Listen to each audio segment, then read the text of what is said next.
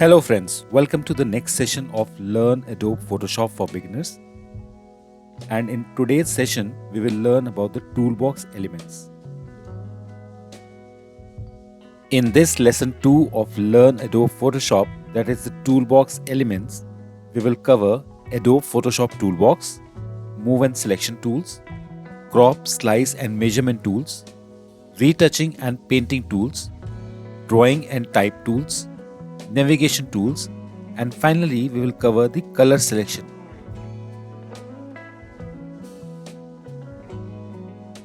Let's quickly start with the Adobe Photoshop Toolbox. Photoshop's toolbar is located along the left edge of the screen, and as discussed in the last session, it may seem like the tools are listed randomly. However, there is a logical order to it, with related tools grouped together. So if you look at the left image, from top we have the first 4 as the move and selection tools. Then the next 2 are the crop and slice tools. Then we have the measurement tools. Then we have a few in between for the retouching and painting tools. We have the drawing and type tools below that. And the last we have the navigation tools. In the end, if you look at the black and white color, that is for the color selection, using which we can select the color of our own choice.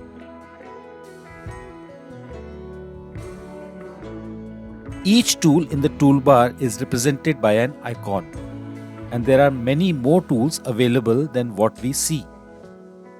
A small arrow in the bottom right corner of the tool icon means that there are more tools hiding behind it in that same spot. To view the additional tools, click and hold on the icon, or right click in case of Windows and press the control button along with the click in case of Mac on the icon. A flyout menu will open listing the other tools that are available. The tool that's initially displayed in each spot in the toolbar is known as the default tool. For example, the rectangular marquee tool is the default tool for the second spot from the top. But Photoshop won't display the default tool. Instead, it will display the last tool you selected. Going further, let's discuss each section of this toolbar in more detail. Now let's quickly start with the toolbox elements. And the first section is the move and selection tools. So these are all the tools under the move and selection tools. Although in the toolbar they are collapsed under 3 or 4 icons. However, if you just click on each of them and hold, they will fly out as an expanded menu and you can see all these options one by one.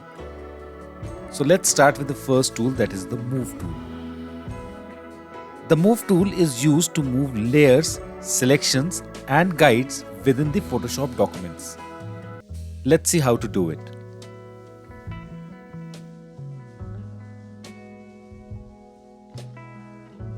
So as we learn, the first tool is the move tool, and the shortcut for this is letter V, V as in Victor.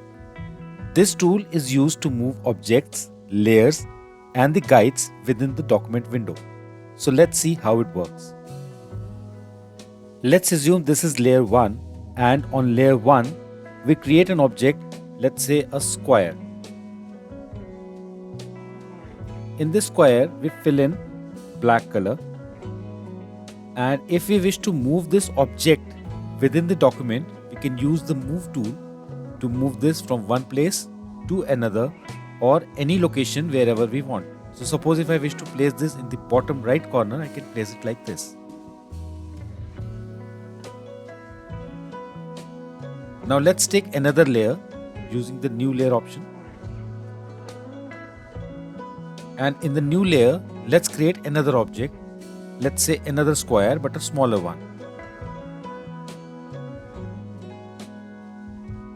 And I fill a black color in this so that it is visible. Now again, using the move tool, I can also move this second object. Now I'm able to move this second object because right now the layer 2 is selected. If I select layer 1, then layer 1 object will move. If I select layer 2 object will move.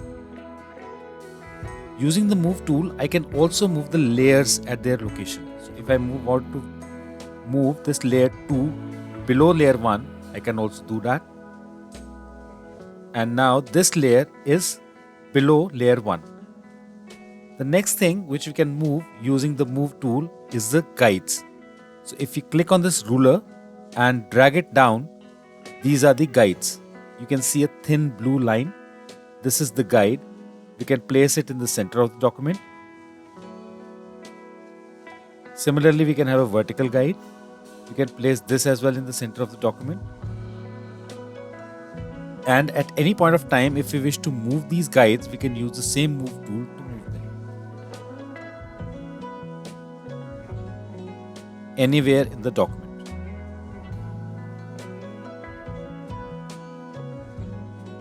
Now let's see the second tool, that is the artboard tool.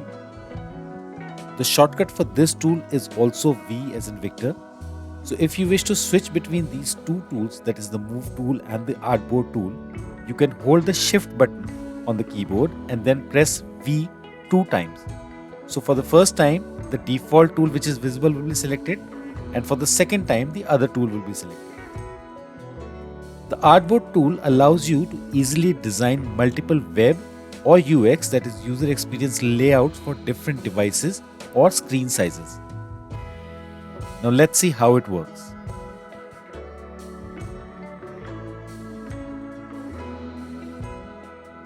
So to use the artboard tool, we again need to go to the same move tool. You can either press the mouse button and hold it for a couple of seconds and you can see the other artboard tool. Or you can press the shift button on the keyboard and press the V button, V as in Victor, multiple times. So every time you press V, you can see that it will shuffle between both the tools. So now you can see we have selected the artboard tool. Once the artboard tool is selected, you can either select the default sizes of the screens for which you wish to create the UX or UI designs. These are some standard screen sizes. For example, you wish to create the UX design for an iPhone. So iPhone X, iPhone 8, 7, 6, these are all standard sizes. Suppose you wish to create an UX design for an Android phone. For that also you have an option of Android 1080p. You can select the standard size and you can see it automatically sets the width and the height of your artboard. Now once this is done, you can click on this add new artboard and click on the document window. And you can see one artboard is created. Now if you wish to replicate this artboard, same size artboard again, you can click on any of the plus signs and then you can see the new artboard is created. So similarly, you can create multiple artboards and on each artboard you can create fresh UX or UI designs. Another way to create the artboard is by dragging it on the screen. So first we need to select the artboard tool. Once it is selected, we can click on the screen and drag. Whichever size you will drag, that size of artboard will be created.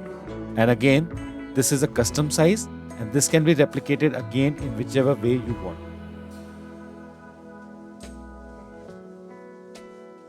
Please note that these plus signs would only be visible once you are in the artboard mode.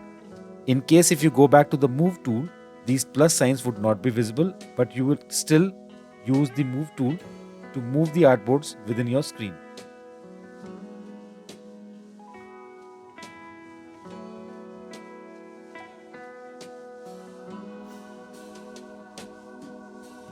Now let's see the next move and selection tool.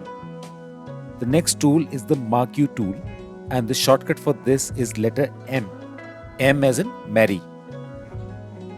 So this marquee tool itself has 4 different options. The first one is the rectangular marquee. Second is the elliptical marquee. Third is a single row marquee. And the fourth is a single column marquee.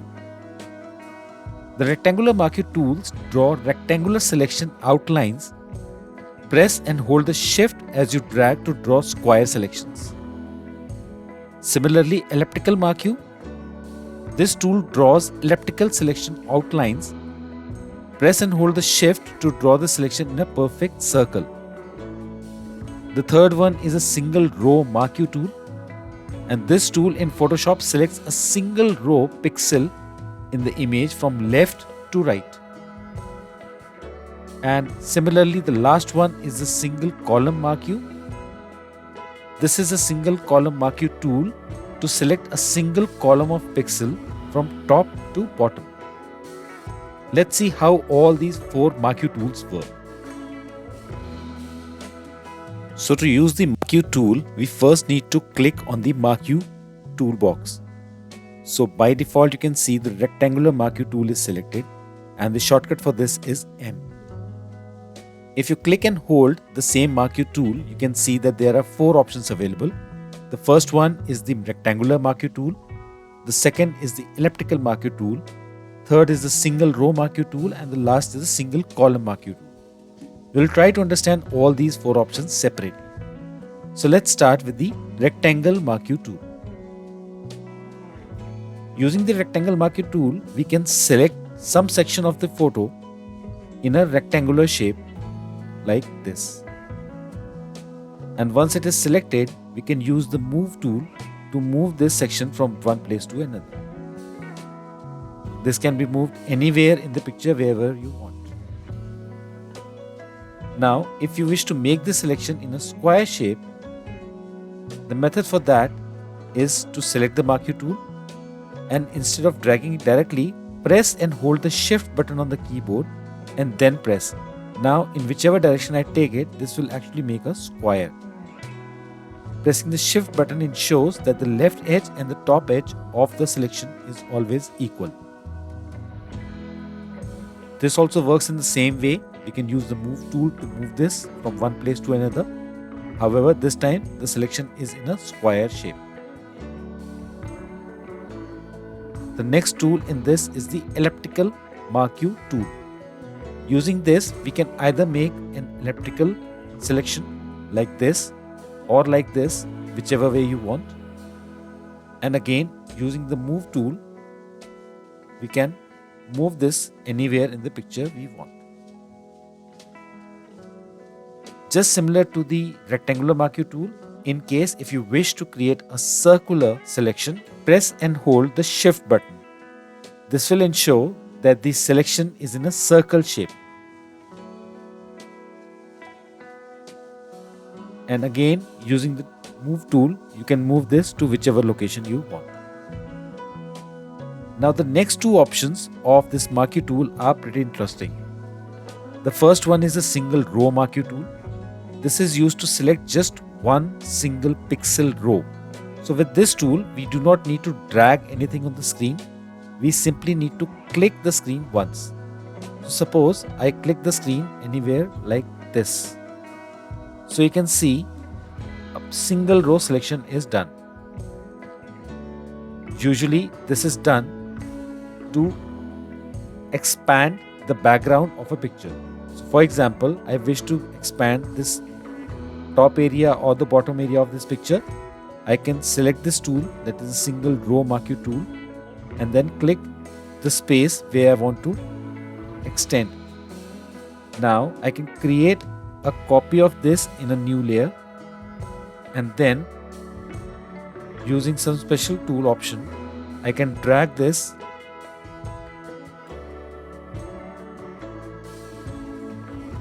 and you can see that this bottom color is automatically transformed on the complete page. We will review this in more detail in further sessions. In the similar way, we have the single column marquee tool.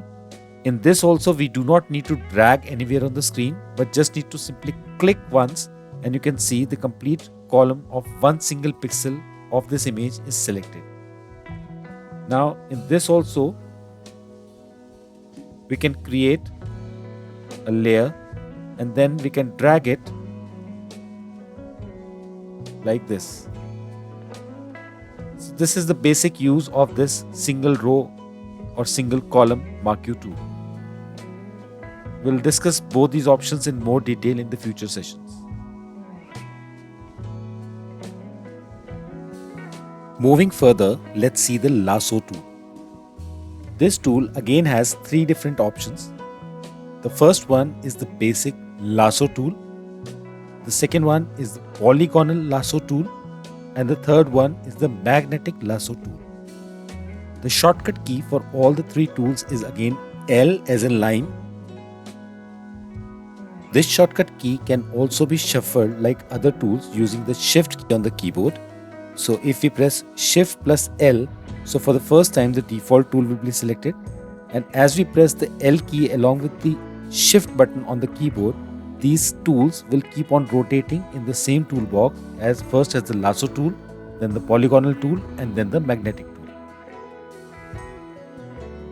All these three tools are used for the purpose of selection on the selected image or the document which is open. So with the basic lasso tool, you can draw a freedom selection outline around the object. For the polygonal lasso tool, we can click around the object for the straight edge selection outline. And lastly, for the magnetic lasso tool, it snaps the selection outline to the edges of the object as you move your mouse cursor around it. Let's see how all these three functions of lasso tool work. So to explain the lasso tool, I will again use the same image, and by default you can see right now the lasso tool, the default lasso tool is selected. If I wish to change this, I can click and hold on this toolbox and it shows me the option to select the other two lasso tools, that is the polygonal lasso tool and the magnetic lasso tool. Let's start with the lasso tool first. So this tool is used for the selection purposes.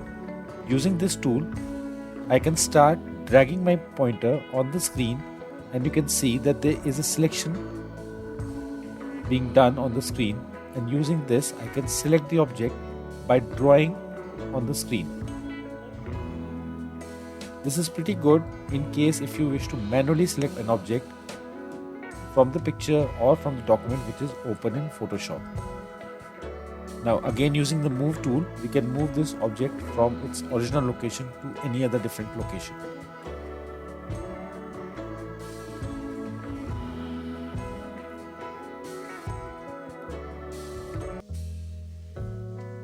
In the similar way, let's try the other lasso tool, that is the polygonal lasso tool. I can again go to the toolbox, click and hold on the lasso tool and then select the polygonal lasso tool. I can also use the keyboard shortcut as Shift L to switch between the default lasso tool and the polygonal lasso tool. So right now I am on the polygonal lasso tool, and this tool is also used for selection. However, in this I cannot drag the screen, but it creates straight lines like this.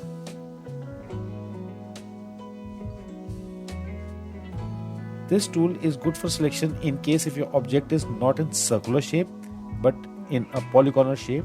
So you can select this in form of a polygon. And again, using the move tool, we can move this object to whichever place we want.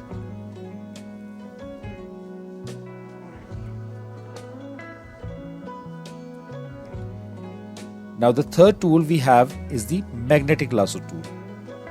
This one is pretty interesting. It automatically sticks to the edge of the object. See, I'm just dragging my mouse pointer and it automatically sticks like a magnet to the object shape. We just have to move the mouse cursor near to the edge of the object and it automatically sticks. At times, if it goes wrong, you can press the delete button to delete the previous point and then you can start again. And you can also manually click on the points in case if you think the points are not getting properly selected.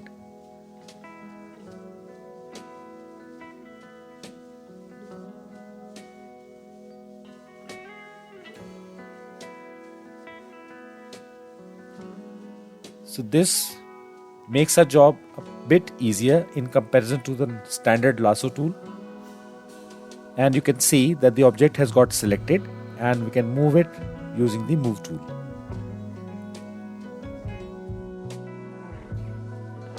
Going further, let's see the rest of the selection tools, which are the object selection tool, quick selection tool and the magic wand tool. Now the shortcut for all these three tools is W. W as in whiskey. Again, using the Shift plus W button on the keyboard, we can switch between these three tools. So the first one is the object selection tool. This tool lets you select an object by just dragging a rough selection around it. The quick selection tool lets you easily select an object by simply painting over it with a brush. And the third one is the magic wand tool. This tool selects similar color areas in a single click. The tolerance value on the options bar set the range of color to be selected. So these are again the selection tools to select the object in an image, and let's see how we can do it. Now the next category of selection tool is the object selection tool, quick selection tool and the magic wand selection tool. As we discussed, the shortcut for this is the W letter key, and we can always select them using the Shift W key, and we can switch between these three tools. Now let's start with the first tool, that is the object selection tool. This tool is used to select an object in an image which is almost in a different or contrast color. So for example, this bottle looks entirely different from the complete picture, so this can easily be selected using the object tool. So if you see, I dragged a rectangle around this and it automatically selected the bottle part. So this makes it pretty convenient to select an object which is of a different color in an image. Although if you will try to select the different things which are of maybe similar color, this tool at times get confused what to select and what not to select. But this is overall pretty convenient.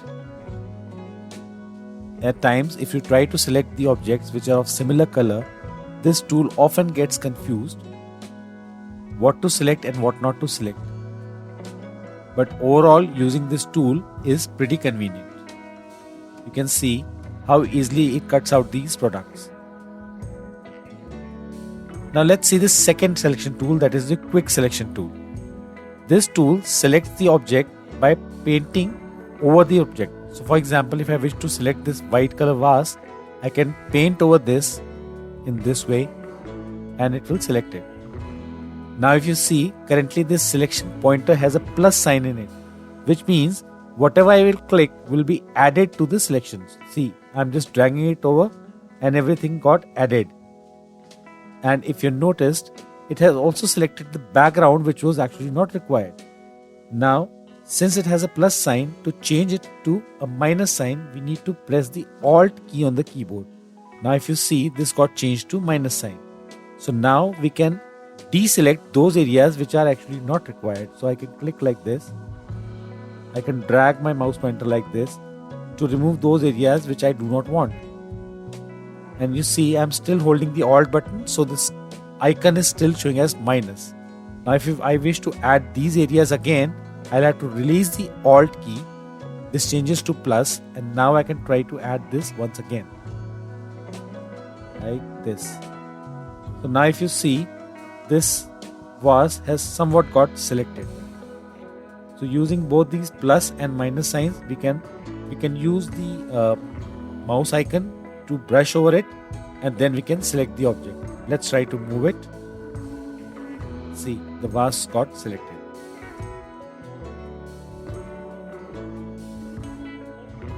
Now the last tool is the magic wand tool.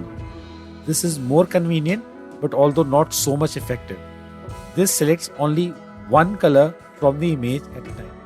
So suppose if I click on this area or this area, it will automatically select the complete color of similar shades.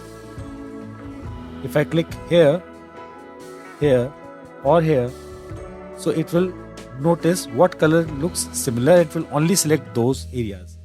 If I try to click on this bottle, it will only select the similar colors of this bottle, and anything which is lighter or darker will be left over.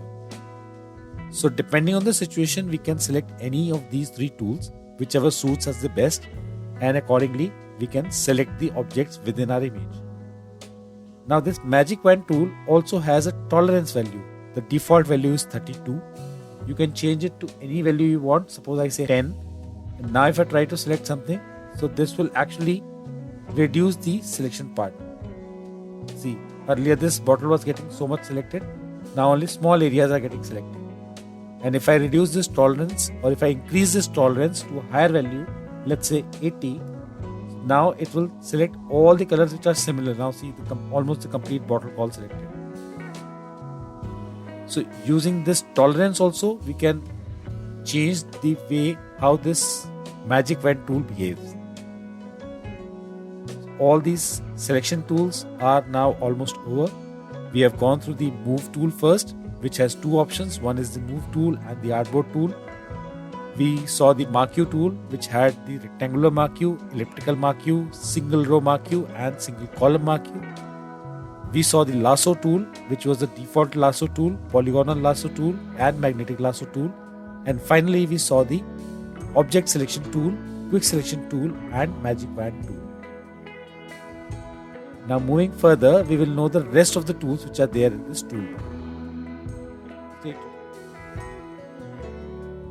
Going further, let's move forward and start with the crop, slice and measurement tools. So, under the crop, slice and measurement tools, we have the following tools available. Let's start with the crop tools first. So the shortcut key for crop tools is letter C, C as in cat. And again with this tool also, we can use the Shift plus C key to switch between all different cropping tools. So the very first tool is the crop tool. We use the crop tool in Photoshop to crop an image or remove unwanted areas. Usually you must have seen that we crop the picture and just keep the required area and cut off the remaining part. So to do so, this tool is really very helpful. We will see how we can do it. Second is the perspective crop tool. This is also a very useful tool, especially when you click something with an angle and you want to make it straighten on the screen. In case of documents, etc., this tool is really very helpful. The next is the slice tool. This tool divides an image or layout into smaller sections or slices which can be exported and optimized separately.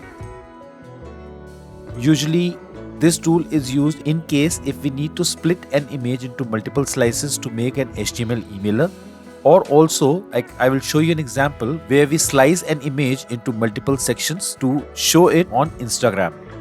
The second tool, that is the slice select tool, is a secondary tool which goes in sync with the slice tool and they both work with each other. So the second slice tool is used to select individual slices created with the slice tool. So this tool is totally dependent on the slice tool and they both work in sync. The next tool is the frame tool and the shortcut key for this is K. This is a single tool and it is not having any secondary tool along with that. So we need not use the Shift K, only the K key is sufficient to use this tool. Now this is the latest tool in the Adobe Photoshop 2019 and the frame tool lets you to place images into a rectangular or elliptical shapes. So we can use this as a frame to keep our picture within this frame. We'll see how we can do it.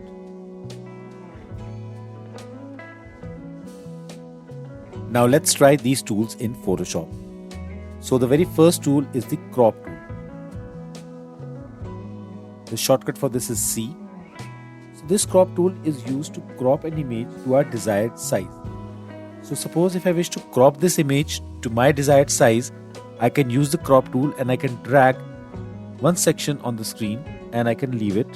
So you can see the rest of the area is cropped out, and once I press the enter button, the rest of the image is automatically cleared. This is one way of cropping the image.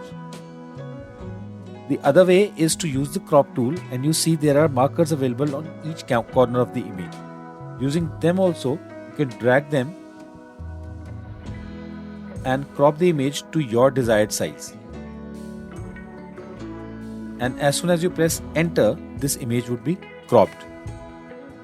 Using the crop tool is pretty simple, and you just saw how we did it. Let's move on to the next tool, which is the perspective tool. For using the perspective tool, I have a different image. Now in this image, you can see that this is a box which is clicked from one of the angles. Suppose if I wish to see one side of this box as a flat image, so to do that, we can use the perspective tool. We can click on the edges one by one and select the side which we want to see flat. In case if you have clicked a wrong edge or a wrong corner, you can use the control and drag this corner to whichever place you want. Once this is done, simply press the enter button and see the magic. This is the use of perspective tool. We can have another example of this, where we have clicked a document from the phone camera or a normal camera, but you see the edges are not straight. So to straighten this, what we can do, we can use the perspective tool. We can click and make the edges of this document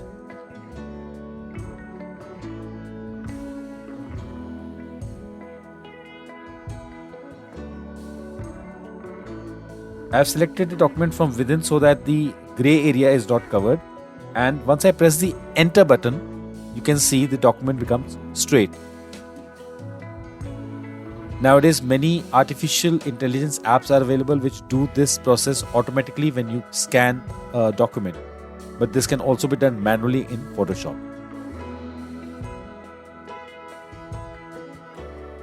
Now the next tool I have is the slice tool.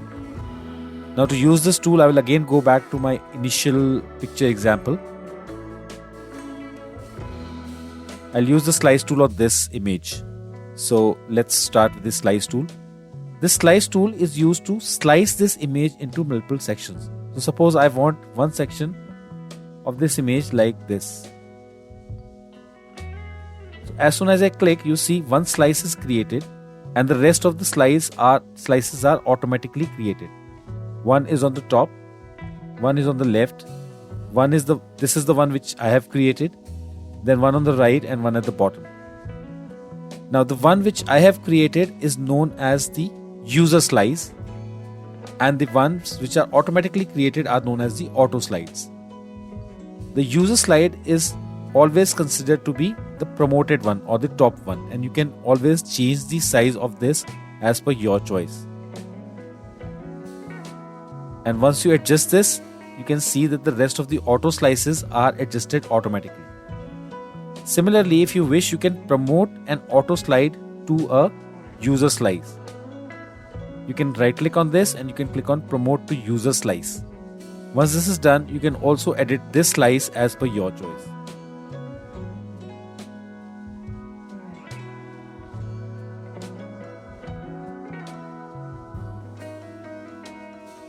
So this is one way of making the slices. Now this way is known as this normal slicing. You can see the style selected is normal. The second option is of fixed aspect ratio. Here you need to define the aspect ratio of the slices you wish to use. So let me first delete these slices. I only need to delete the user slices and it will automatically delete the auto slices because they were dependent on the user slice. Now in the fixed aspect ratio, I will define the aspect ratio. Let's say I define this by 5 as the width and 6 as the height.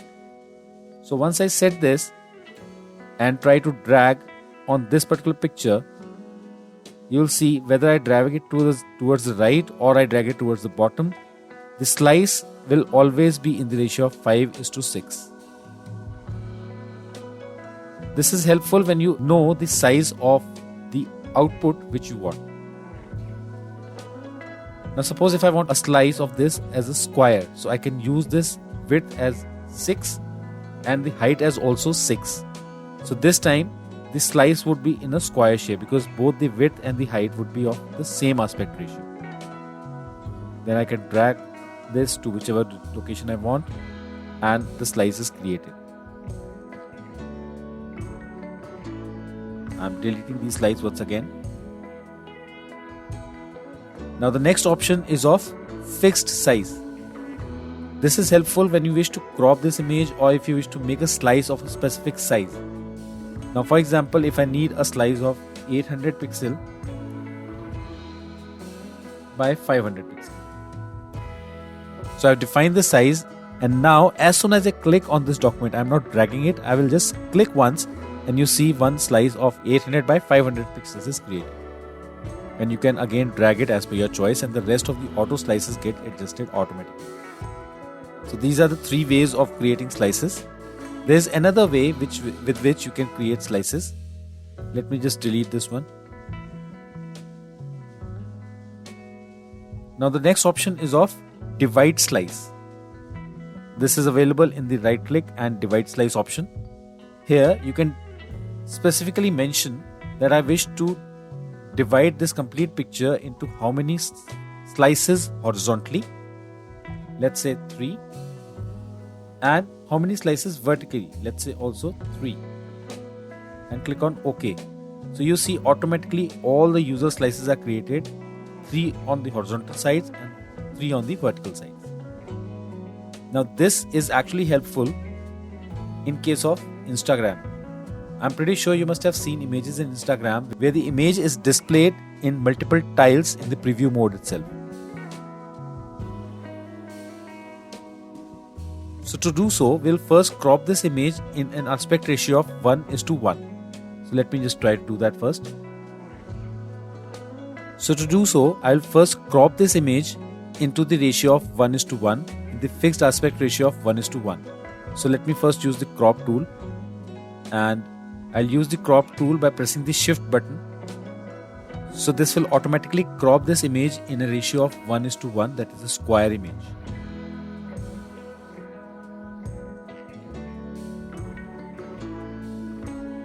And I'll press enter. Now I'll use the slice tool. Right click on the image and we'll select divide the slice. Again in the ratio of 3:3 and click on OK. Now you see this has automatically divided my picture into 3:3. That means 9 slices. Now if I wish to export all these 9 slices separately, the option for that is File, Export, Save for Web. We click on this option, and here you can see all the slices. See, this is the 7th slide, this is the 4th slide, this is the 1st slide, and similarly if I go towards this side, I'll have to reduce the size of this. See, all these slices are being exported. So I'll click on the save button and we'll get some name to this. Maybe I'll say slice, and we'll click on save. So once this is done, let's just check what exactly got saved.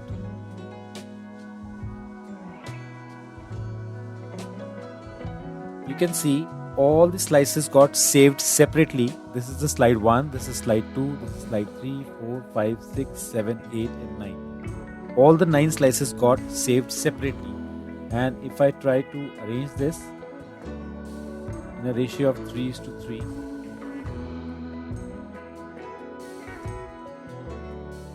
you can see the complete image is saved in the same way. So this is pretty easy method to export your slices of an image like this. Now let's look at the next tool, that is the frame tool.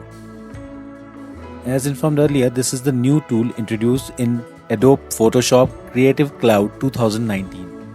So using this tool, we can create a frame which can place hold an image. So once we select this tool, we get two options. One is a rectangle and one is a elliptical form. So whichever way we need to create a frame, we can select that option. Now right now I've selected the rectangle frame. Let me just try to create a rectangle frame for this picture. This image automatically got framed inside this frame and the background layer is visible. So the rest of the things are visible. But the actual image is not cropped or deleted. It is still available, and based on our choice, we can actually move it wherever we want within this frame. So with this way, we do not spoil the picture, but we use it as per our own choice.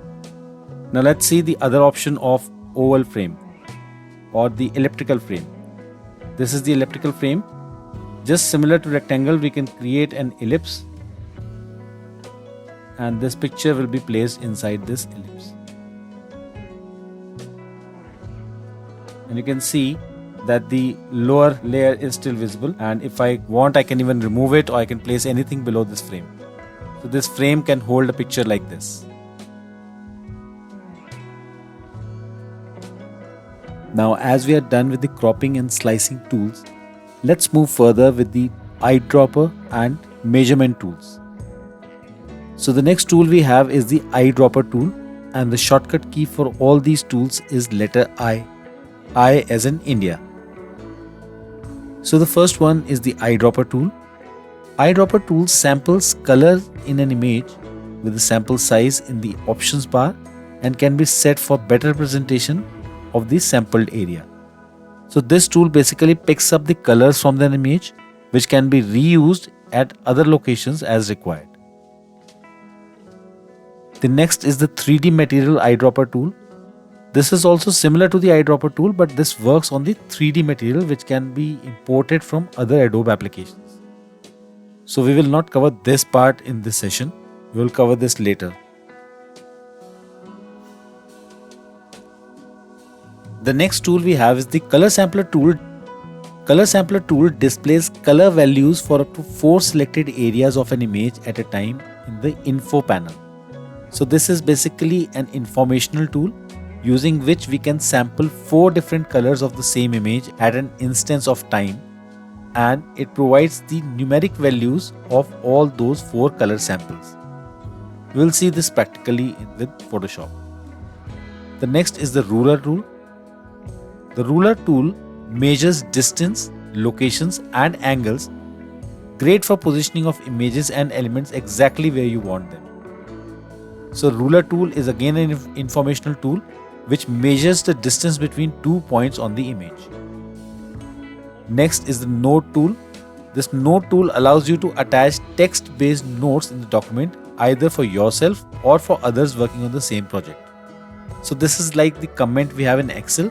Similarly, you can attach notes to the picture on different areas and different locations. Maybe if you want to explain what all tools you use and what all techniques you use to make that image, you can put those notes along with that picture in that same image. And the last is the count tool, which is used to manually count the number of objects in an image or automatically count multiple selected areas in an image. So this is like a count placeholder on the image where you can place different counted values, and even this is helpful in case if you wish to define or describe different sections of an image. So you can place hold numbers in different locations and define each of the numbers separately below the image or near the image. Let's try all these options practically in Photoshop. So let's start with the next tool in Photoshop, which is the eyedropper tool. As we discussed, this eyedropper tool is used to sample colors of an image. So we can select this eyedropper tool using the letter I, and once we select this, we can just notice this black color. Once we click on this image under different colors, so that new color gets selected. Now also notice when I click on any of the areas of this image, there is a circle which appears on the image. The lower section or the lower half of this circle shows the old color which was selected, and the upper half section shows the new color which is selected. So this is helpful. Suppose if I selected this orange color, which is the dark one, but later I felt that this is a bit dark and I need a bit lighter shade, so then I can again click and compare with the previous shade that which is the darker color and which is the lighter color. So for example, right now you can see that I am dragging the mouse over the image, and in between, now like this, we have a darker shade was previously selected and the lighter shade is selected now. Similarly, we can try with the blue color. Suppose I select this color first, and now I need a lighter shade, so I can try to drag this on the image and accordingly we can get the darker or lighter color, whichever we want. So this is good in case of comparison if you wish to compare two colors. So this eyedropper tool basically selects colors from the image and it places it in the foreground color. The next tool we have is the 3D material eyedropper tool. This tool is also similar to the eyedropper tool, but this actually works on the 3D material. So since this image is not a 3D material, this tool would automatically be disabled. We will discuss this in the later sessions when we will discuss the 3D part of Photoshop. The next tool we have is the color sampler tool. Now this is an informative tool where we can sample 4 different colors of an image in the textual form. For example, I select this tool and I click on this lighter blue shade. So you can see that the first shade I've got is red as 171, green as 255 and blue as 255. So this is the first shade, number 1. This is the first shade I have got. Now suppose again I click on this orange one. So this is the second shade I've got, number 2. And this is 255, red is 255, green is 41 and the blue is 0, RGB. Now let me select the third one. I go for this black color. So this shows 19, 16 and 39 as RGB. And the last one, let me select this background color. So this is 15, 15, 35. So these are the 4 shades I have selected and you can see 1, 2, 3 and 4. So these are the 4 shades on the picture. Now if I try to select the 5th one, it will show the 5th one also. So it's not only for the 4 colors, you can select multiple colors and every time it gives you a new shade of the area where you have clicked. But this is an informational tool. You can only get the information and you can make a note of it and you can use it later in the document. Now let's try the next tool. Next is the ruler tool.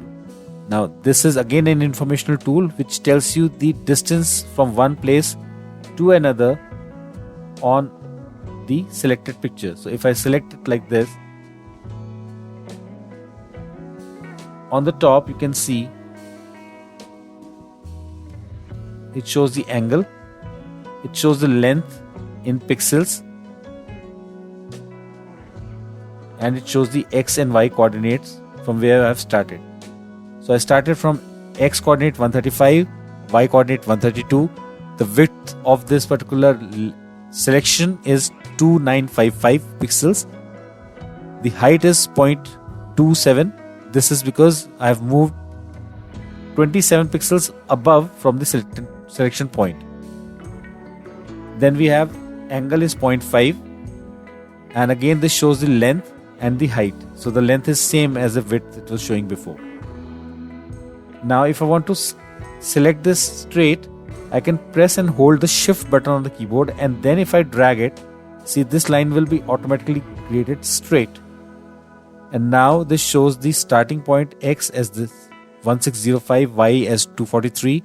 Width is 0 because now I have pressed the shift button on the keyboard which lets this selection bar to be exactly straight and vertical at 90-degree angle. And the height of this is 1218 pixels. Similarly, it shows the horizontal as well. So if I drag the ruler like this, so this time the height is 0 but the width of this is 1671. And lastly, we can check the angles also, at which angle. Suppose if I want to check the angle of her nose, I can do it like this and I can check the angle. Angle is 52.8 degrees. So this is also helpful in checking the angles of different areas. This is 106.9. This is again an informational tool only. Now the next tool we have is the note tool. Using the note tool, I can place different notes on the image and I can enter the values here. Like this is note 1. Then again, suppose I click somewhere here.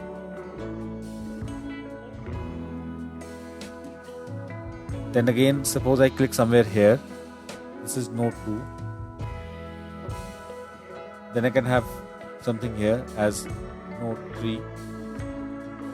So you can see I've placed 3 different notes on this image and I can enter the value over here for different notes and I can check the notes from here.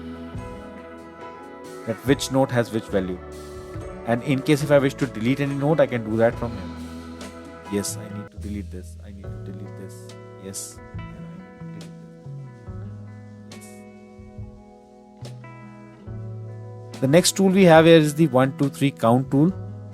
Again, as I explained earlier, this is to place hold the pointers on different parts of the image. So if you wish to explain different parts of an image, you can use this. And you can even configure this as per your own choice. This is the color of the number you have placed, so whichever color number you want.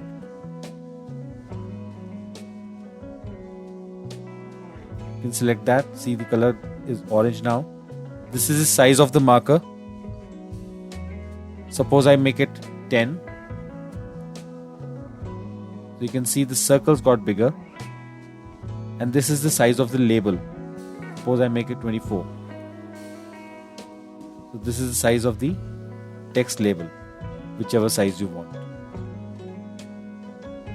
Now related to this, you can define this image, that what 1 stands for and what 2 stands for, what 3 stands for, what 4 stands for, and so on.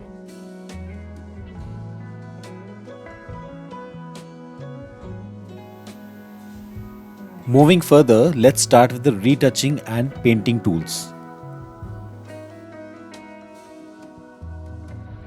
So here's the list of all the retouching and painting tools. So let's start with the healing brush tool first. So first one is the spot healing brush tool, and the shortcut for this is letter J. J as in Jack. Now this J key can again be used with the shift key on the keyboard to switch between different healing brush tools or the retouching tools. So the first retouching tool is spot healing brush tool. Now this brush tool in Photoshop quickly removes the blemishes and other minor problem areas in an image. Use a brush size slightly larger than the blemish for the best results. Next is the healing brush tool. The healing brush lets you repair larger problem areas in an image by painting over them. Hold the Alt key in Windows and Option key in Mac and click to sample good texture, then paint them over the problem area to repair. Next is the patch tool. With the patch tool, draw a freeform selection outline around a problem area, then repair it by dragging the selection outline over an area of good texture. We'll try this all in Photoshop. Next one is the Content Aware Move tool. Use the Content Aware Move tool to select and move part of an image to a different area. Photoshop automatically fits in the hole in the original spot using the elements from the surrounding areas. This is again an artificially intelligent tool which automatically sets the area which you have moved from one location to other based on the content around it or based on the picture area around it. And next retouching tool is the red eye tool. This red eye tool removes common red eye problems in a photo resulting due to camera flash. Let's try all these options in Photoshop.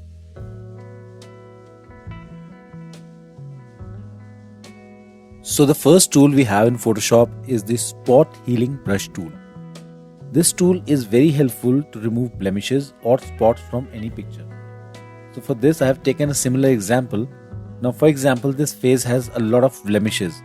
So I have selected the Spot Healing Brush tool, and using this I can remove these blemishes very easily. Just click on the blemish and you see it vanishes.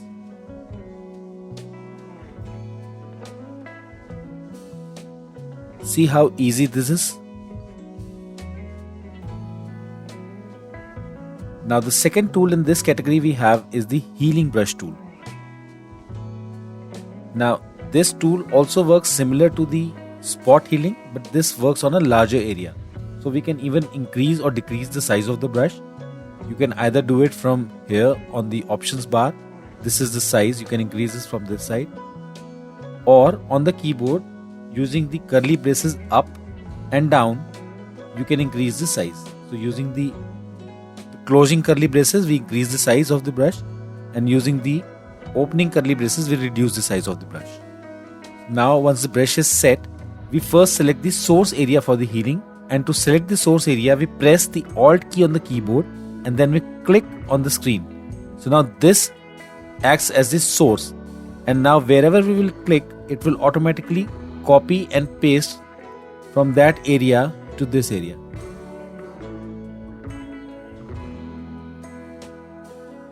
So this can be used for a larger area. See.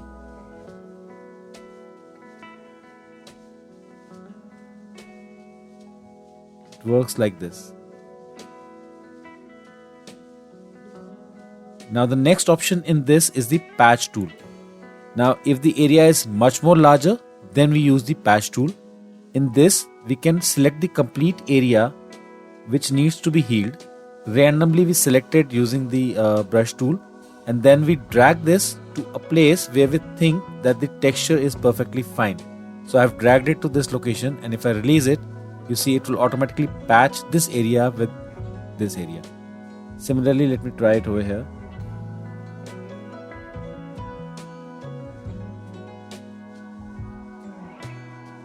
So you see that all these tools are used to heal the particular area of an image. Now if we wish to compare this with the original image, let's see. I have the original image on layer 1 and layer 2 is the healed image. So I'm just hiding the healed image, and see, these were all the blemishes which we repaired.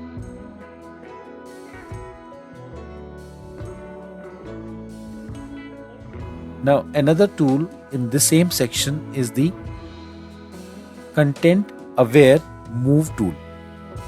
So this is basically a vice versa of the patch tool. In patch tool, we select the area and then we patch it from a different location. Here we select the area. Here we select an area and we take this patch to a different location. Maybe like this. And this tool automatically tries to dissolve it. Once we press the enter key, it tries to dissolve it in the new location.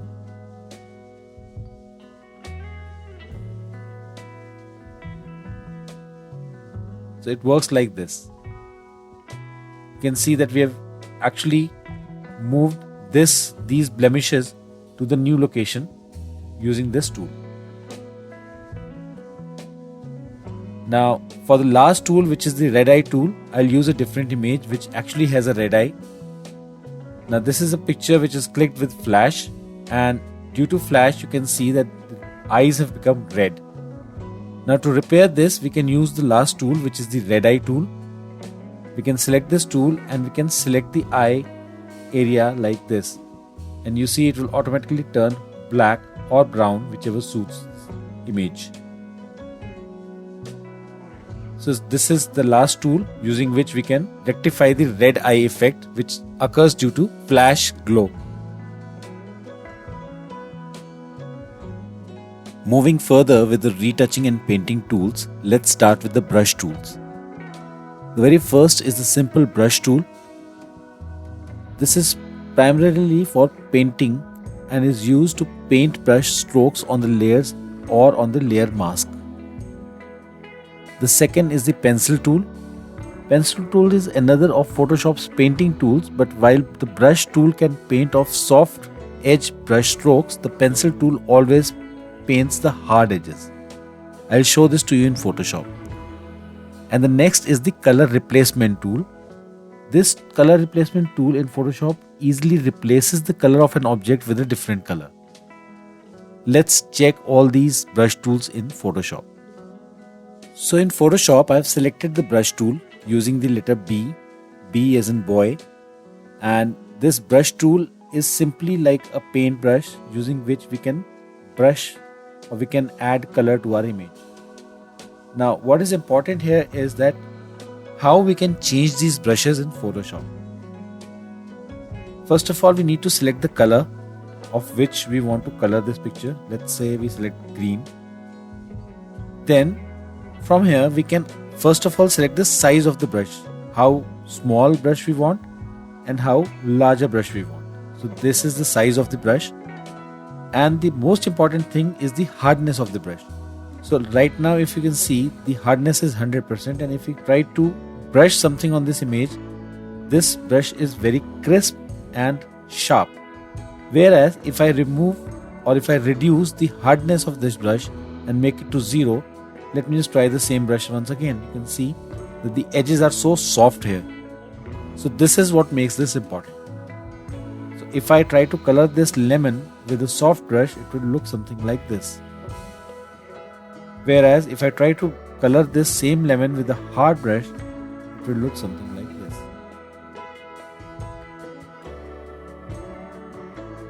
So these are the simple brushes. We can further go in more deep and further modify them with different modes. I'll just show you one option in this. Suppose if I wish to multiply my green color with yellow, so I select the mode as multiply, and now if I try to do this, you see we are not losing the texture of our lemon. The texture is there, but it's been colored with green color. Also the color is spilling out, so that's the creativity where we can use. But now you can see the lemons have turned green. Similarly, if I wish to use any other color, I can do that as well.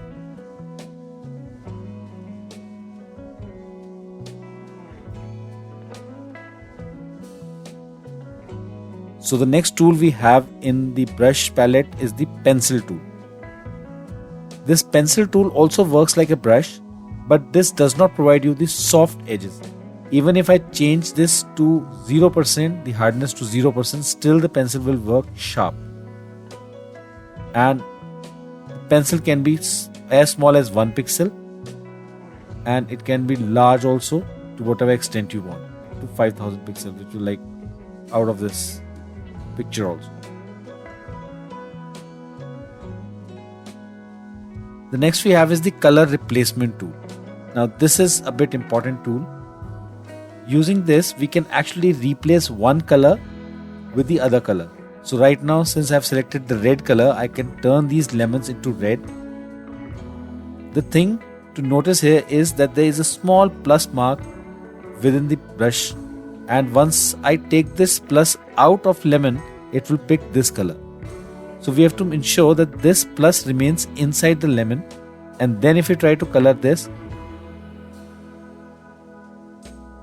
you will see that the color is not spilled out of lemon and it remains inside. And also the color is getting merged with the yellow color. Now this depends on the mode we have selected.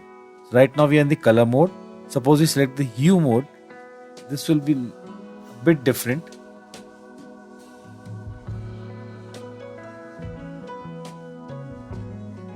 In this, the texture would be a bit more visible in compared to the color mode. Let's try some different color.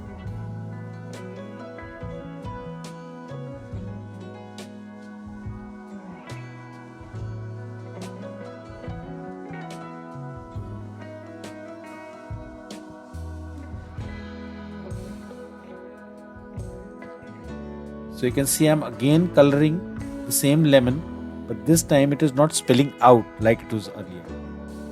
So this is the use of color replacement brush.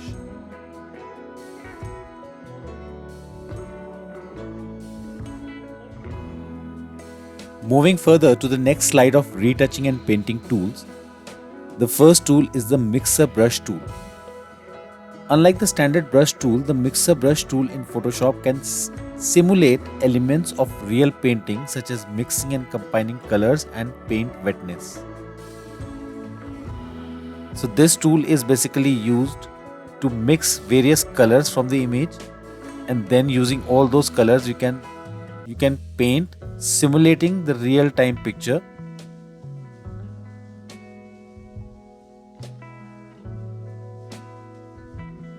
Next is the clone stamp tool. The clone stamp tool is the most basic of Photoshop retouching tools. It samples pixels from one area of the image and paints them over the pixels in another area. So this works more or less like the healing brush tool, where we picked up pixels from one area to heal the other area. Similarly, the clone stamp tool also works in the same way. The shortcut for this tool is S, and using Shift S we can switch between the clone stamp tool and the pattern stamp tool. Now the pattern stamp tool is used to paint the pattern over the image.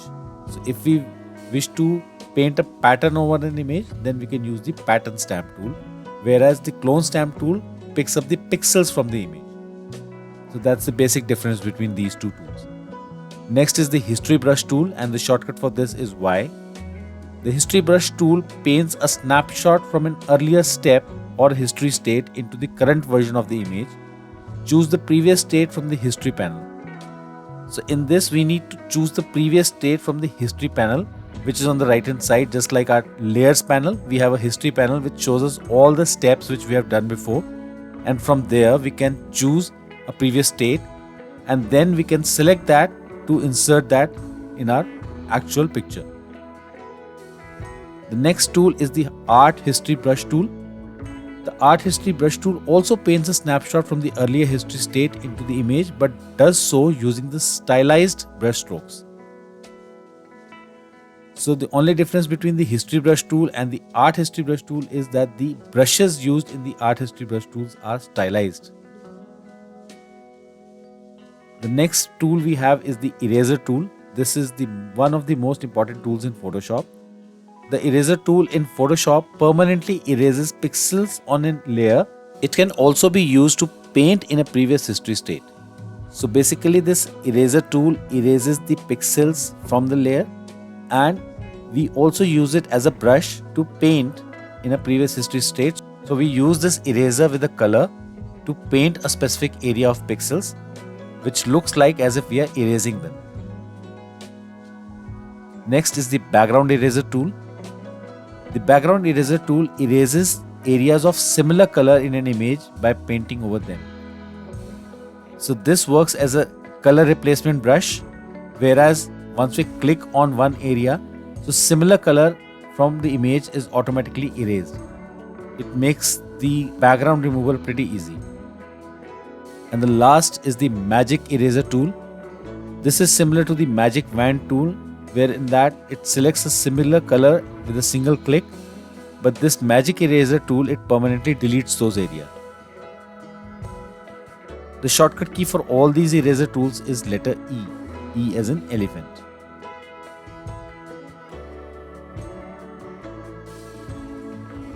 Moving further with the retouching and painting tools, we have the gradient tool, and the shortcut for this is G.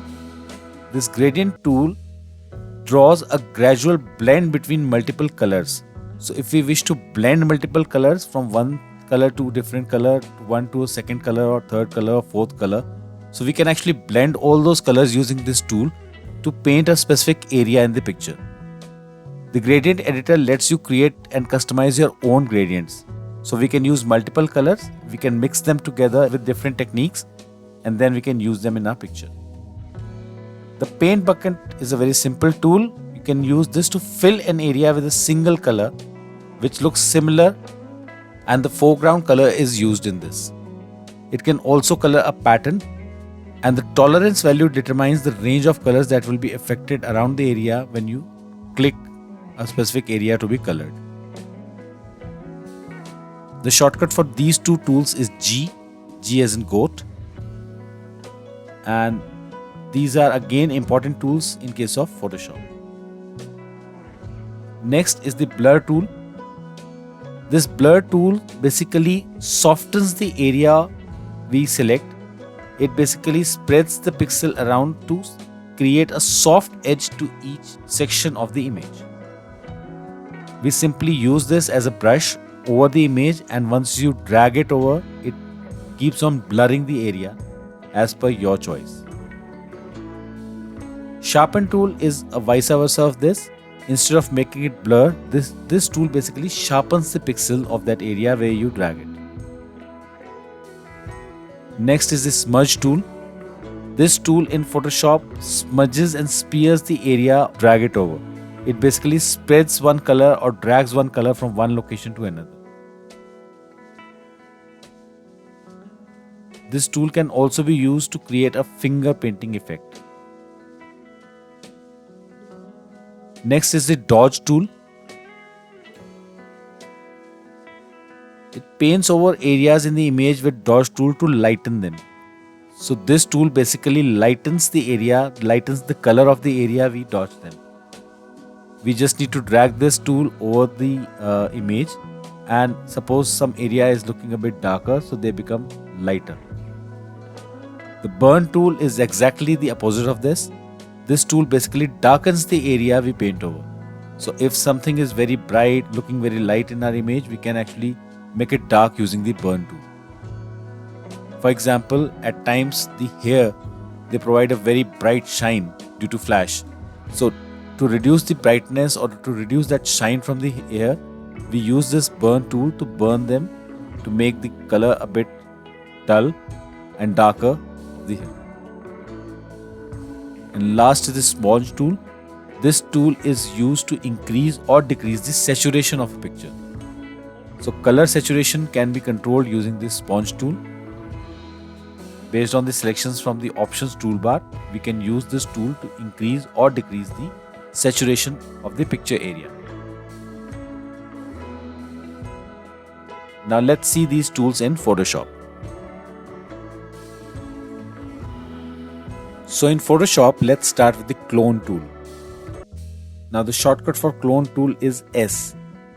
Now this clone tool is again used as the color replacement tool.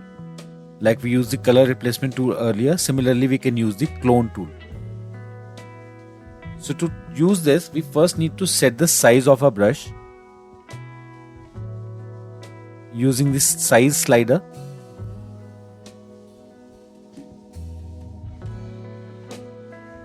Now suppose I wish to clone one of these strawberries. I will first press the Alt button on the keyboard and then click on this strawberry, so it will pick this as the source of the stamp, and then wherever I will click, it will generate one more strawberry as a copy of the initial one. Now suppose if I wish to copy this one, I'll again press the Alt button on the keyboard and I will select this as the source, and now wherever I will click, it will generate one more strawberry similar to this one. So this is how he copies the source to a new destination and creates a replica, merging it with the background. Now the next tool we have is the eraser tool. Now let's see how we can use the eraser tool. The shortcut for the eraser tool is letter E. And again we can set the size of the eraser using the same slider. And now if you see, if I try to erase this strawberry, this gets erased. And since the background is already white, the below layer, otherwise it looks like this. So you can see it erases all the pixels from there. But since the background layer was also white, so we are not seeing those patches. Let's assume the background layer is of a different color. So you can see when we erase, the below slide color would be visible. So this is basically erasing. So the next tool we have in Photoshop is the gradient tool, and the shortcut for this is letter G. Now as we discussed, the gradient tool is used to draw gradual blends between multiple colors. So let's see how we can do it. In Photoshop, once you select the gradient tool, you get an option on top to edit the gradient. You can click on this. We have some preset gradients available, like basics, in which we have the gray color, we have the white to transparent, we have the black to white. Similarly, we have blues if you need some blue color gradients. So these are the blue color gradients. We have some pinks, we have reds, we have oranges, we have greens. So whichever gradient you want. So let's try some orange one. I'm taking this or this as the gradient and I click on OK. So if you see, the color in this gradient edit box got changed and it is going from light orange to dark orange. Now if I try to drag one line on this, see, it automatically creates a gradient. If I drag this line from right to left, so on the right hand side we'll get the lighter color and on the left hand side we'll get the darker color. So this first color tells you the starting point and the second color tells you the ending point. We can even change the pattern of these gradients. Like this is a linear gradient. We can also move it further to a radial gradient. So if I select this option from here, the same gradient would actually be in a different way. Like this. We also have a conical gradient or an angle gradient. If we select this, it will look like this. Then we have other options like reflected gradient. And the last one, which is the diamond gradient. So these are different ways or patterns with which we can set the gradient. You can also customize this gradient further.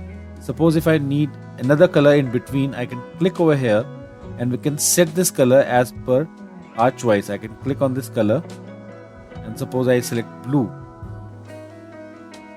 and click on OK. I'm again selecting the linear gradient and just see. So this can be set as per our own choice.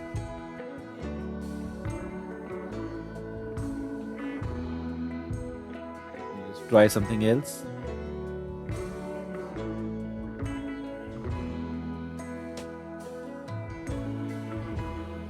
So this is the gradient tool.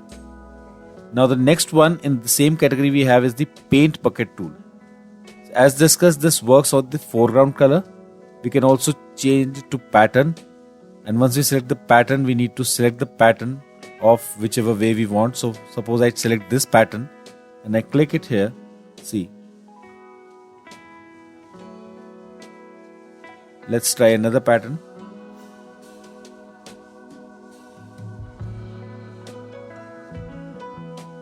And if you select it with the foreground color, we need to change the foreground color here. And then when you click,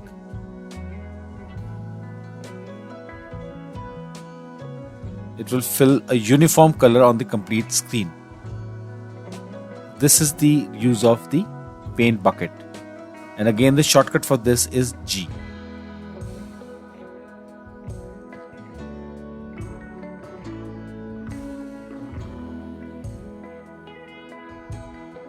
The next tool we have in Photoshop is the blur tool.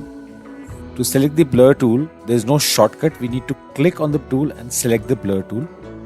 Now in this picture, if you see, the eye of this small creature is very sharp and bright. And similarly, the hairs around this is very sharp. Let me just create a copy of this layer, and in this new layer, I will try to blur this eye. Let's see. I'm just dragging the mouse by clicking on this. And if you can make the difference, the skin is getting blurred and even the eye is getting blurred in comparison to the picture it was earlier. Now just to compare this with the original picture, let me just try to hide this edited one. And you can make the difference, how the picture got blurred.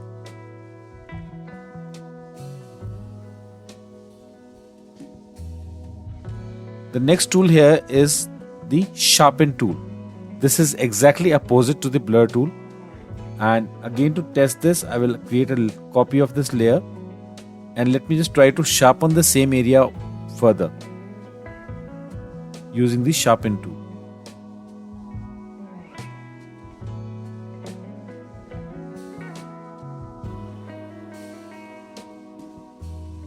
Whenever you try to create a depth of field where the main subject is in focus, whereas the objects which are behind the main subject are out of focus, And after clicking the picture, you notice that the main subject is not in that much focus or is not crystal sharp. You can use the sharpen tool to actually sharpen the main object or the main subject.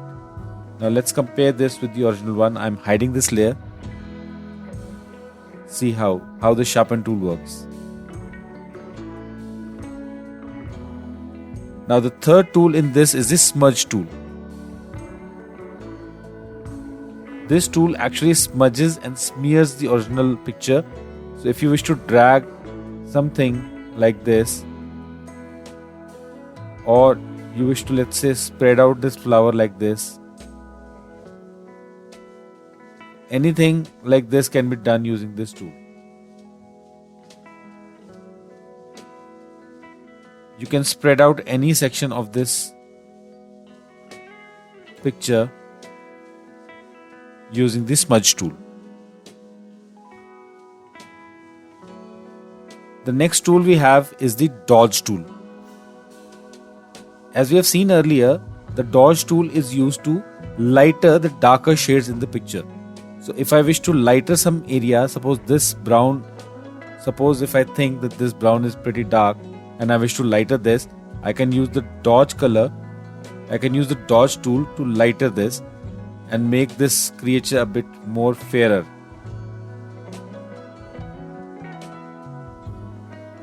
The next tool, that is the burn tool, is exactly opposite to this. This tool actually darkens the shade.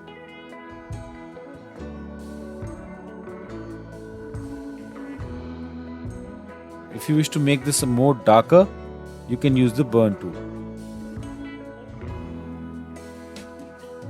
See, this is turning darker and darker every time I click on this.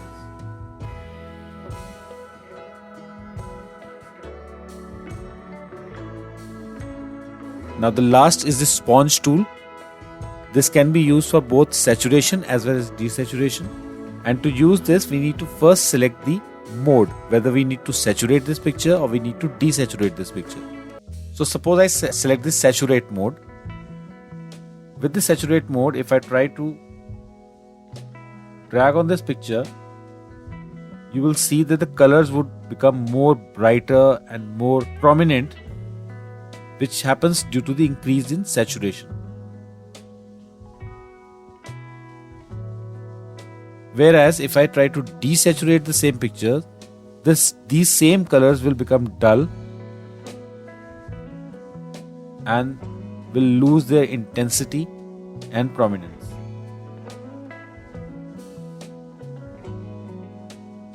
And gradually they will all turn in grey tone.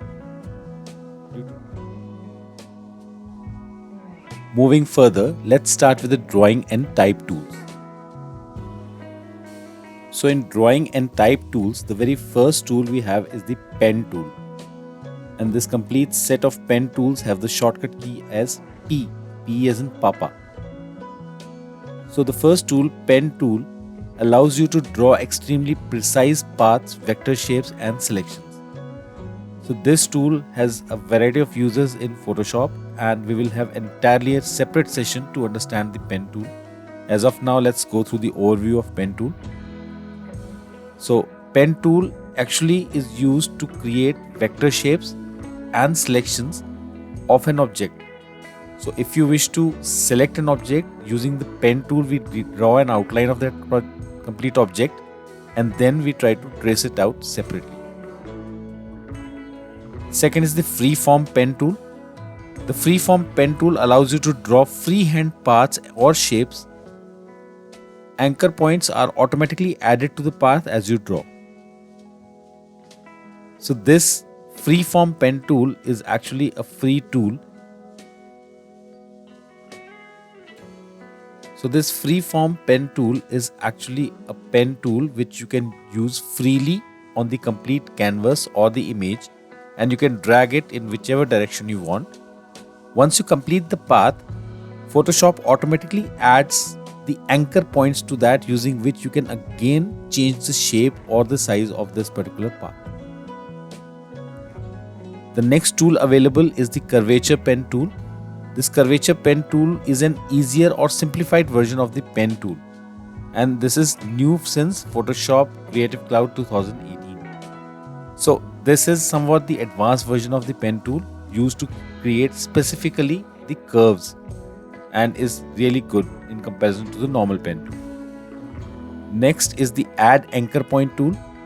Now once you've created the path using any of the above pen tools, if you wish to add an anchor point through which you can change the shape or rotate or change the size of this particular path which has been drawn with the pen tool, you can use the add anchor point tool.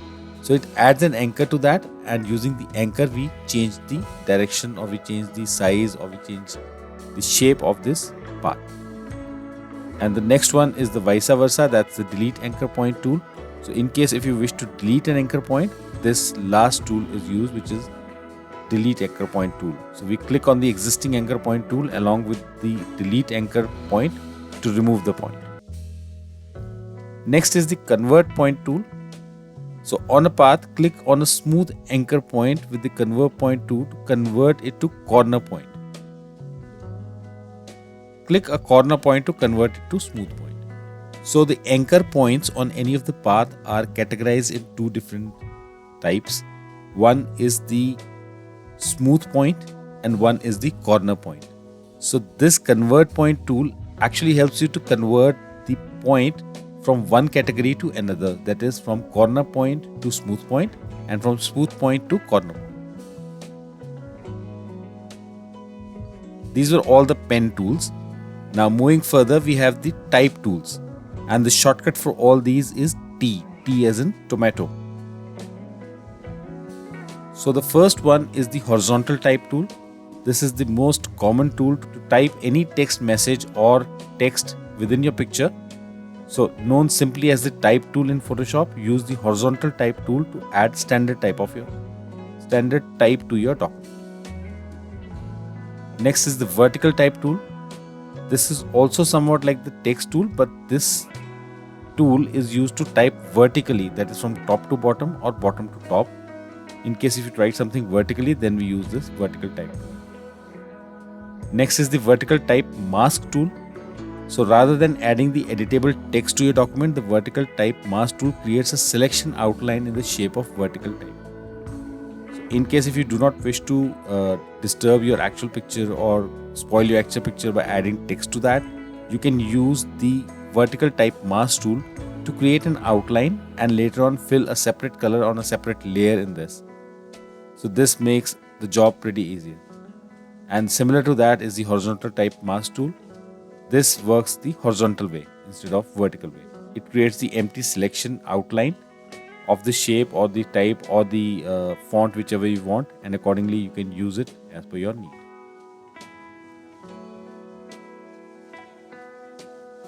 Moving further in the drawing and type tools, the next tool we have is the path selection tool.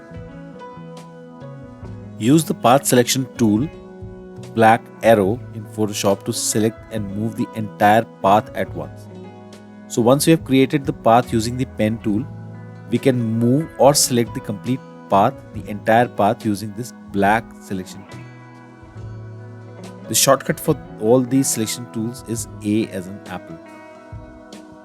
The second one is the direct selection tool, and this is the white arrow. So use the white selection tool, the white arrow, to select and move the individual path segment or anchor point or direction. So if you wish to move a particular section, path segment, an anchor point or a direction handle from one point to another, in Photoshop we use the direct selection tool, whereas the path selection tool selects the entire path at once. Now we have some shape tools like rectangle tool. The rectangle tool draws rectangular vector shapes, paths or pixel shapes with sharp or rounded corners. Press and hold the shift as you drag to force the shape into a perfect square. So this rectangle tool is used to create a rectangle within your document, and this rectangle is actually in a vector format. To make it a square, we press the shift key so that both the left edge and the top edge are always equal, making it a square. Next is the ellipse tool. The ellipse tool draws elliptical vector shapes, paths or pixel shapes. Press and hold the shift key as you drag to draw a perfect circle. Now similar to the rectangle tool, the ellipse tool by default creates an ellipse or oval, and if we press the shift key, it creates the exact size of oval, making it a circle. Next is the triangle tool. Triangle tool draws triangle shapes. Hold shift to draw an equilateral triangle or use the radius option to round the corners. So this tool is basically used to create triangles.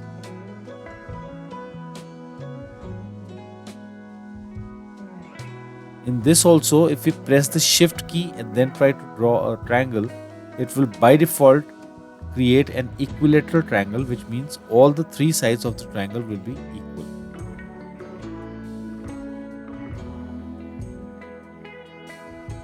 So next is the polygon tool.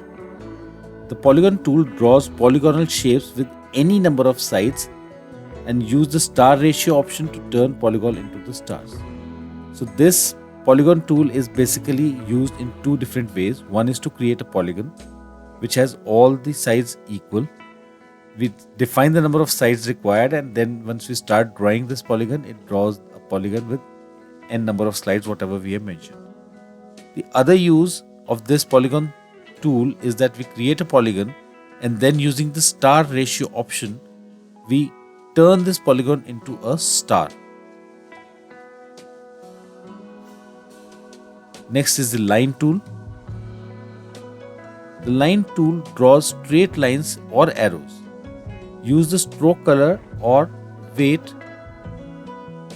Use the stroke color and weight to control the appearance of this. So these are the regular lines. You can draw a line from left point to right point, or from right point to left point, or from top to bottom and bottom to top.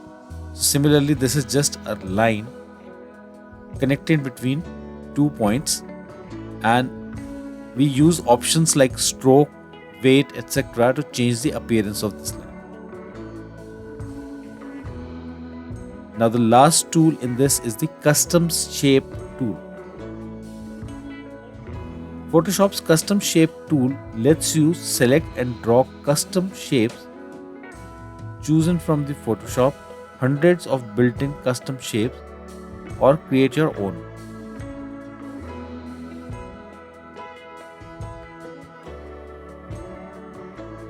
So in case if you have some specific shape to be created which you are not getting anywhere under any resource, and in case if you wish to draw it in a custom shape, you can always use this tool to draw.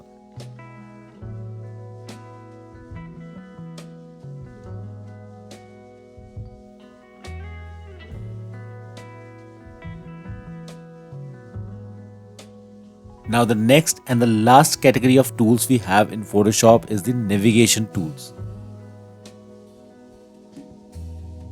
Under the navigation tools, we have the hand tool. This hand tool lets you to click and drag an image around the screen to view different areas when zoomed in.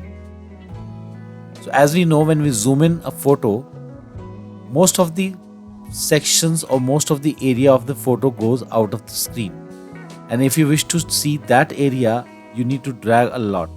So using this hand tool, you can actually pull the picture inside the frame, inside your monitor screen, so that you are able to view that area. This is just to adjust the picture or drag the picture as per your requirement. So next is the rotate view tool. Use the rotate view tool in Photoshop to rotate the canvas so that you can view and edit the image from different angles. So rotate view tool is basically used to rotate the picture or photograph in a particular direction so that you can check it from different angles and different views. And last is the zoom tool. Click on the image with the zoom tool to zoom in a specific area. Press and hold the Alt key in Windows and Option key in Mac and click with the zoom tool to zoom out. So this tool is used to zoom in or zoom out a particular image or in your Photoshop, and the shortcut for this is letter Z as in zoom. There is another shortcut to zoom in and zoom out, which is the Control plus and Control minus, which is used to zoom in and zoom out an image.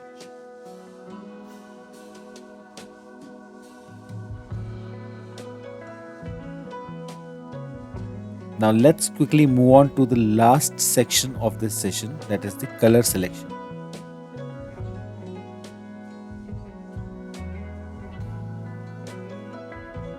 Photoshop uses the foreground color to paint, fill and stroke selections, and the background color to make gradient fill and fill in the erased areas of an image. The foreground and background colors are also used by some special effect filters. We can always designate a new foreground or background color using the eyedropper tool, the color panel and the swatches panel, or the Adobe color picker. The default foreground color is black and the default background color is white, and the shortcut to achieve the default colors is just the letter D. David.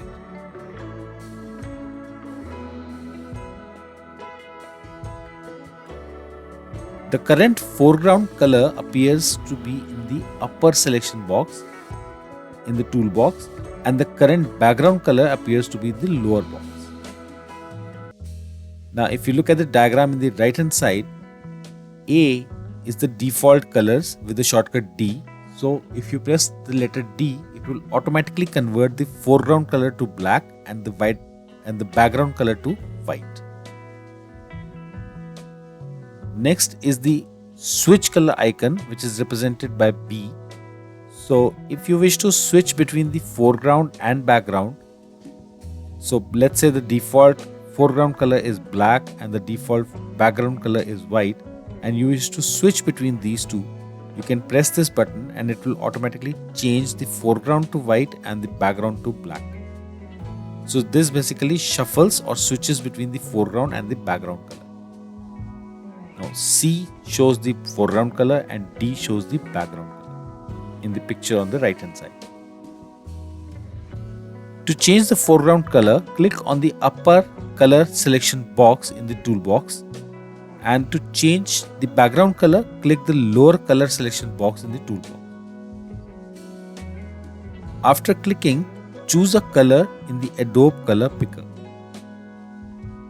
To reverse the foreground and background color, click the switch color icon in the toolbox, and to restore the default foreground and background color, click the default color icon in the toolbox or press the letter D.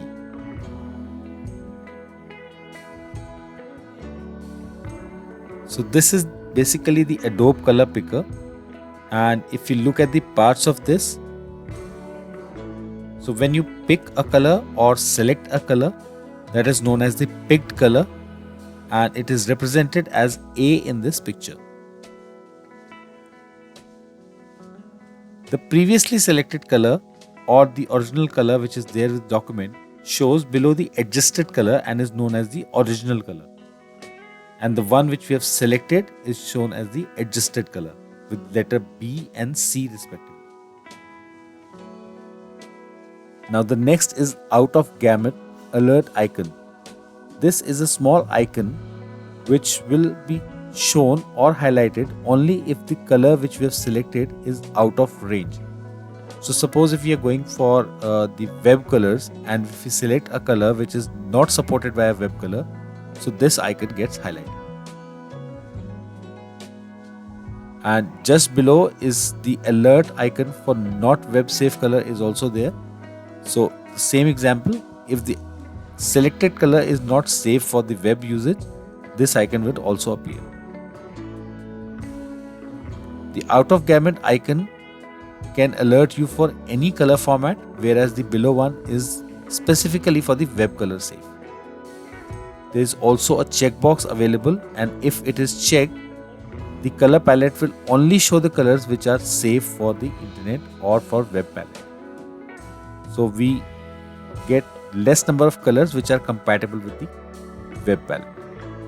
The G section of this color picker is known as the color field, which shows you the complete gradient from black to white and the darker color to the lighter color of the selected color zone. The color can be selected from the color slider, which is highlighted as H in this picture, and just on the right hand side of the color slider we have the color values for different color modes like HSB, RGB, LAB and CMYK. So these are different color standards and each color can be represented with any of these standards. Usually for web we use the RGB version and for printing we use the CMYK version.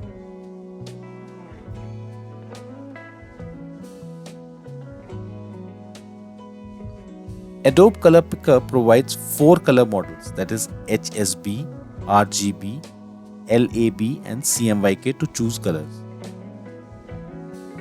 It can be used to set the foreground color, background color, text color, and can also be used to set target colors for different tools, commands and options. Adobe Color Picker gives the option to choose colors that are part of the WebSafe palette or choose from specific color systems. The color field of Adobe Color Picker displays color components in HSB color, RGB color mode and lab color mode. If the user knows the numeric value of the color, it can be entered in the text fields. Color slider and color field can also be used to preview the color to choose. As we can adjust the color using the color field and color slider, the numeric values are adjusted accordingly. The color box to the right of the color sliders display the adjusted color in the top section and the original color in the bottom section.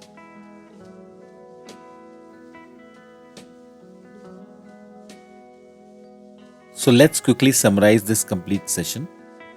In this today's session, we have learned about the Adobe Photoshop Toolbox, Move and Selection tools, Crop, Slice and Measurement tools, Retouching and Painting tools, Drawing and Type tools, Navigation tools and Color selections. We have seen some tools in full detail and some tools we will review in further sessions.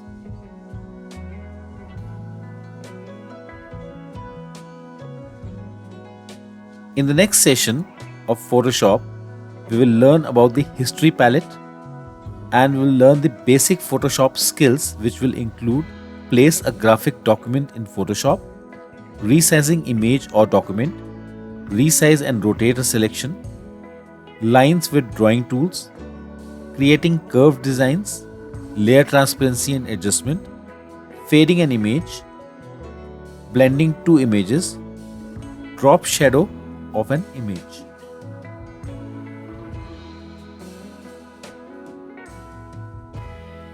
Thank you for joining the complete session. Hope you like the content. Please share and subscribe our channel so that your friends also get benefited with the information, acquire free knowledge and learn new things. We are eagerly looking forward to your support. Thanks, take care and stay safe. Hope to see you in the next session.